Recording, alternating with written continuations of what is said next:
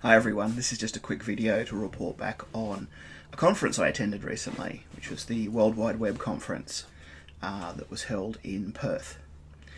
And this is the big international conference on internet technologies and society that's held every year. And if we want an example, I guess, of the scale of it, the algorithm that created Google was first presented at an early version of this conference.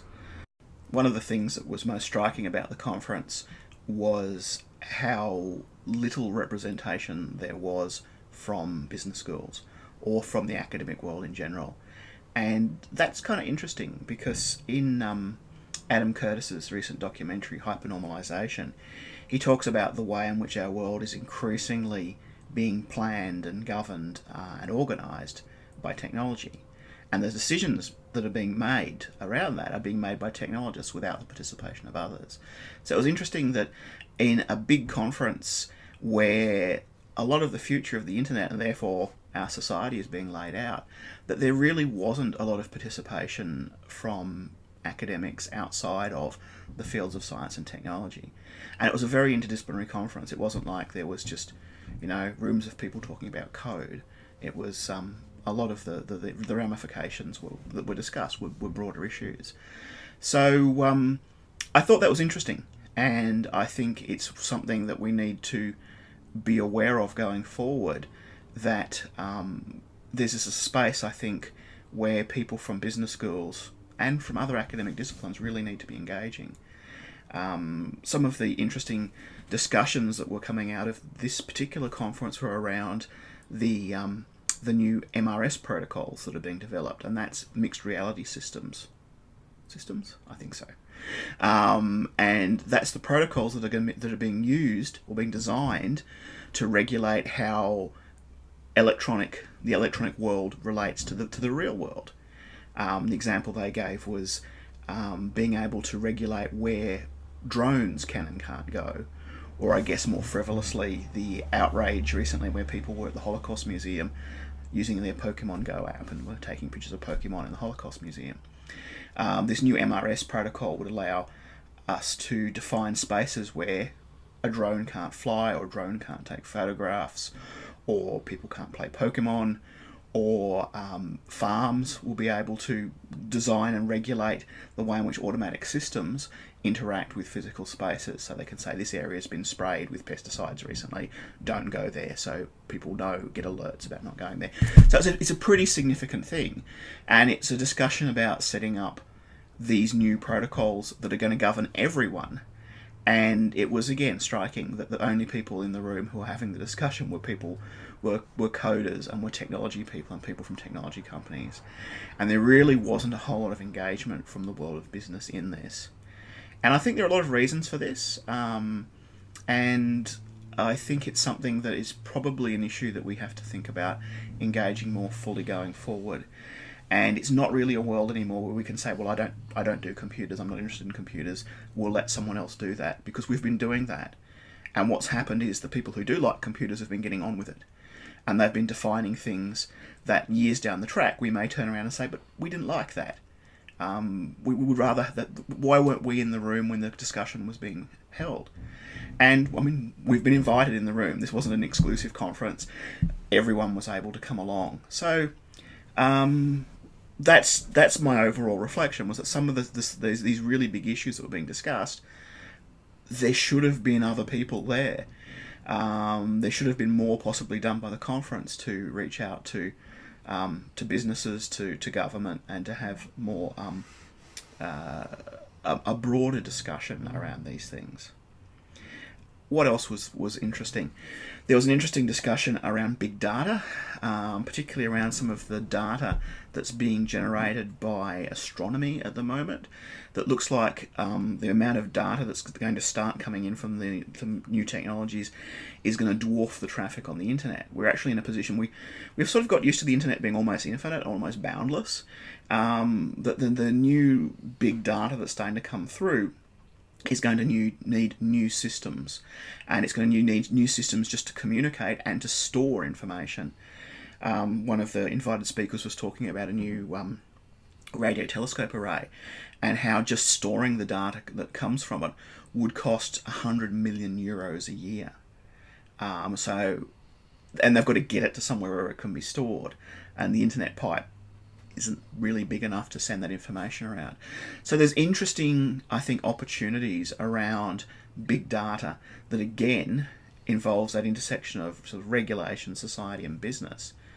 That I think's something that's interesting going forward. And I've put the link to the collected papers below this YouTube video. So if you're interested in following up on more of these things, I would certainly recommend it. The other thing I'd like to briefly comment on was an interesting panel on the future of email.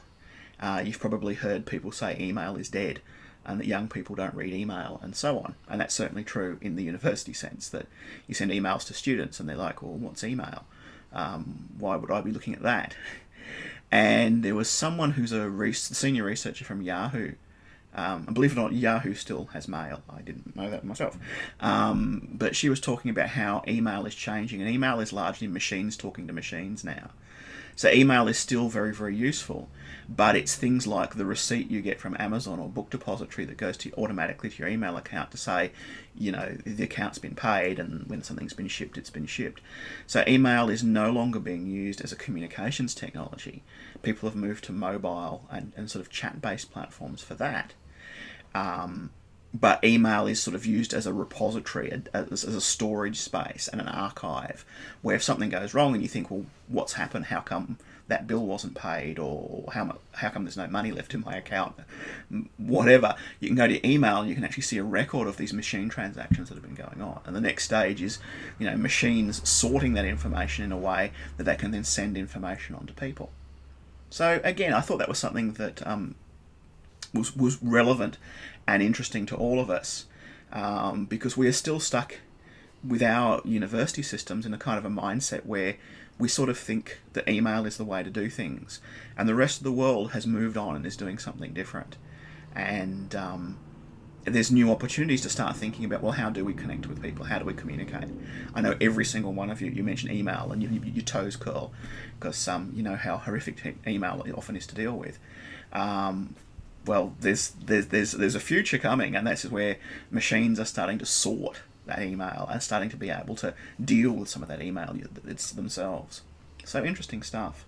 I also saw some great stuff from there's a group of Western Australian universities who are starting to use gamification technologies on their student dashboard to enable to personalise student experience and be able to give students an easy open dashboard they can open on the web or more likely on their mobile devices, and that can just tell them everything they need to know, where they're up to, what goals they've achieved, and so on. So again, the student systems of the future that are emerging are not an impenetrable, vast, unsearchable website where students get lost.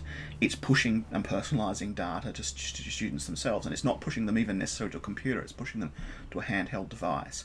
And that's being tested in, as I said, I think it's a group of, they're all Western Australian universities, it's Curtin, UWA, Notre Dame, but that's being tested at the moment. So watch this space.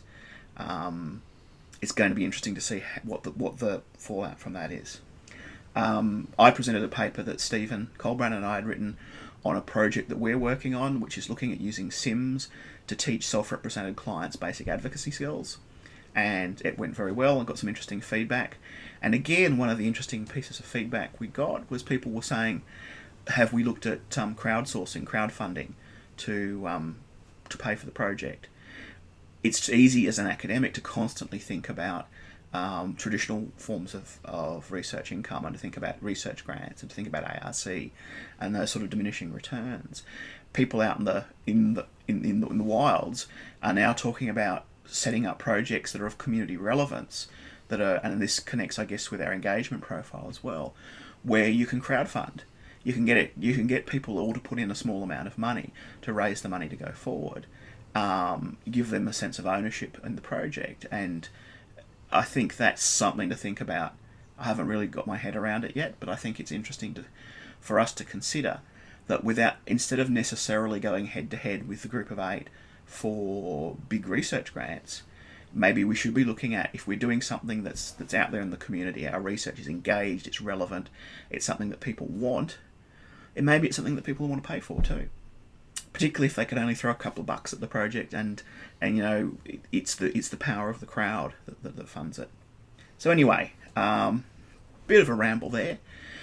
Next year's, they're changing it from the WWW conference to the Web conference, which is going to be much easier to say, and it's going to be in Lyon. So if you've got the interest and you think you can get yourself to Lyon in 2018, I'd encourage you to think about it, and to think about, I think, being more proactive in that field of the interaction between business and the web, because the group of 8 aren't there. I'm not sure why. I'm sure they're probably off at their own sort of business conferences and so on, but there was a really noticeable lack, I think, of engagement from the business academic community in this particular space, and I think maybe it's something that we can, you know, in the future look at. It's difficult with this conference because it's an international one, so it's going to be hard to get to future ones, but maybe domestic conferences, we need to think about this as well. Anyway, if you're not at all interested in the internet, you probably won't have lasted this long through my video, so I presume I'm still talking to people who are interested, but I think it's going to be a useful conversation going forward, and I think you know, we are looking for areas of interest, we're looking at areas of relevance, particularly to regional Australia. This is a field that's going to be, I think, very, very important in the future. Anyway, thank you for listening to my little ramble, but I thought it was really important to try and report back and give you some idea of what went on, and I'm sure I will see some of you soon, or the rest of you at the next retreat.